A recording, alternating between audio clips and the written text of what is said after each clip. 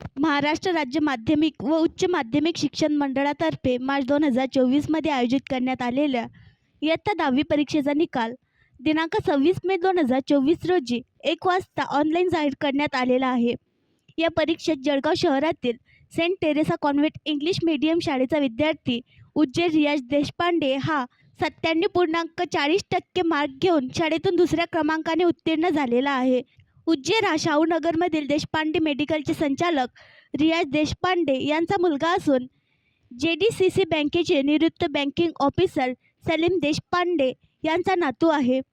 या यशामध्ये त्याला सर्व शिक्षक आणि आई डॉक्टर फरहाना देशपांडे यांचे मार्गदर्शन लाभले आहे।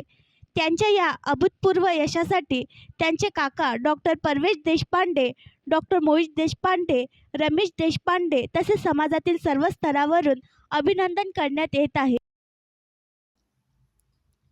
आणखी नवीन व्हिडिओ पाहण्यासाठी आमच्या देशमुख एक्सप्रेस न्यूज चॅनलला सबस्क्राईब करा, लाईक करा आणि शेअर करा।